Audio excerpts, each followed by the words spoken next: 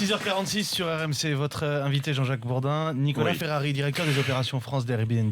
Nicolas Ferrari, bonjour. Bonjour. Alors rappelez-nous, parce que beaucoup ne savent pas encore ce qu'est Airbnb.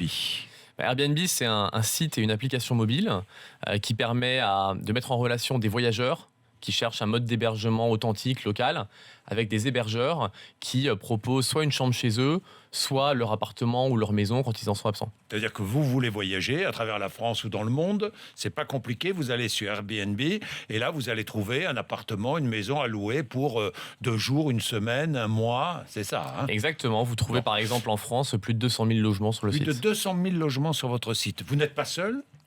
Non, il y a d'autres plateformes effectivement qui existent. Aujourd'hui, près de 5 millions de Français utilisent aujourd'hui votre plateforme pour voyager. Tout à fait. En 2015, plus de 5 millions de Français ont voyagé grâce à Airbnb. Donc plus de 200 000 ont accueilli des voyageurs. Alors je me mets à la place maintenant de celui qui loue son logement, son appartement ou sa maison. La loi est en discussion, Sénat, Assemblée. Les particuliers qui louent vont-ils devoir s'enregistrer auprès de leur mairie avant de mettre leur logement en location ? C'est la grande question. C'est la grande question et c'est effectivement ce que la loi prévoit depuis qu'elle a été votée au Sénat. Alors c'est pas fini, elle va encore passer dans d'autres salles, à l'Assemblée. Mais pour l'instant, c'est ce que la loi prévoit, ce qui nous paraît complètement inutile. Nous, notre communauté d'utilisateurs ne comprend pas cette loi. Grosso modo, ce qu'on vous dit maintenant, c'est qu'au mois de juin, si vous pensez louer votre logement pendant 2 semaines pendant l'été, il faudra avant ça aller en mairie, faire la queue, obtenir un numéro d'enregistrement. Potentiellement, à terme, on va vous demander un certain nombre d'éléments comme, pourquoi pas, votre accord de copropriété, etc., etc.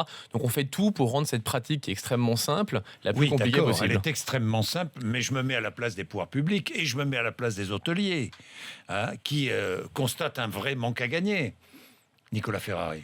Alors, déjà, aucun chiffre n'a jamais montré qu'Airbnb avait un impact sur l'activité hôtelière. Je pense qu'Airbnb et les hôtels peuvent continuer à se développer ensemble. Mais néanmoins, même si on pensait ça n'a strictement aucun lien avec le fait de dire à des particuliers... Et le fisc. Mais le fait de dire à des particuliers, demain, vous devez aller faire la queue dans votre mairie pour vous enregistrer, pour avoir le droit de louer 5 nuits votre appartement, c'est juste pour décourager ça. On pourrait s'inscrire sur Internet, par exemple, pour signaler à l'administration qu'on loue son appartement ou sa maison. Alors déjà, si c'était fait sur Internet, ça serait plus simple, mais c'est pas ce que la loi prévoit aujourd'hui. Oui. Et même le faire sur Internet, à quoi ça sert ? À quoi ça sert d'avoir 200 000 personnes je ne sais pas, moi, à payer une taxe sur sa location. L'objectif, c'est de faire en sorte que ça soit le plus simple possible pour tout le monde de s'inscrire sur des sites comme ça. Sur la taxe de séjour, par exemple, nous, Airbnb, pour simplifier la vie de tout le monde, on a décidé de collecter la taxe de séjour nous-mêmes, que ce soit plus les autres qui aient à le faire quand ils accueillent des voyageurs. Donc nous, plateforme, nous collectons la taxe de séjour et nous la reversons aux villes. On le fait à Paris depuis 6 mois et nous allons le faire à partir de 2017 dans l'ensemble des villes de France qui voudront qu'on le fasse. L'objectif, encore une fois, c'est de faire en sorte que ce soit très simple. Enfin, c'est très concret. Au mois de juin, vous pensez louer votre appartement 2 semaines pendant le mois d'août. Vous le mettez sur le site de façon très facile. Vous ne vous occupez pas des taxes de séjour. Vous n'avez pas à aller vous enregistrer en mairie. Ça doit être très simple pour les Français. Nicolas Ferrari, certains ne louent leur appartement ou leur maison que 15 jours, mais d'autres en ont fait... un commerce, pratiquement un commerce. Tout à fait. D'ailleurs, ça existait avant Airbnb. On pouvait louer via des agences depuis très longtemps. Donc ça, c'est pas nouveau. Et tout à fait, il faut faire attention à ce que ces pratiques-là soient réglementées. Donc là, on est complètement aligné là-dessus.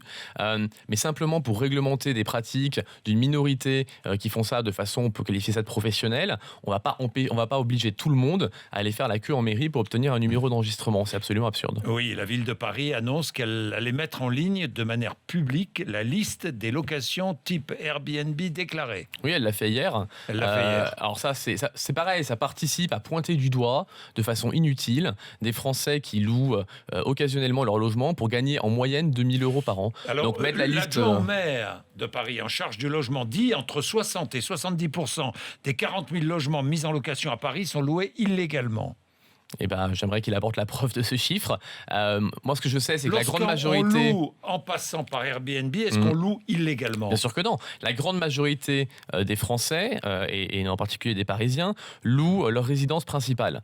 90% de nos hôtes à Paris ont un seul logement sur le site. Donc, ces gens-là qui louent leur résidence principale n'ont pas d'autorisation particulière à demander. Ils peuvent le faire en toute légalité. Il n'y a strictement aucun problème. Et donc, il vaut mieux prévenir ses voisins, il vaut mieux prévenir son propriétaire si on effectivement, locataires. c'est un minimum de civilité, Oui. etc. Mais c'est dans la loi, vous avez tout à fait le droit de le faire et c'est même encouragé. Enfin, je rappelle Oui. que sur votre plateau, Pascal Terrasse est venu il y a 2 mois, au moment où il a publié un rapport sur l'économie collaborative. Ça a été accueilli en fanfare par tout le monde et notamment par Manuel Valls. Et puis 2 mois après, qu'est-ce qu'on nous dit ? Ah bah maintenant, vous êtes un particulier qui veut louer 1 semaine ou 2 semaines, il faut d'abord aller passer par une procédure administrative lourde pour vous enregistrer. C'est vraiment mettre des bâtons dans les roues de tout le monde et notre communauté, honnêtement, ne comprend pas. D'ailleurs, on a lancé une pétition hier auprès de notre communauté. On a eu plus de 25 000 signatures en quelques heures et ça va continuer à monter. Mais ça va compter. Nicolas Ferrari, Paris, les grandes villes, mais aussi toute la province qui s'y met.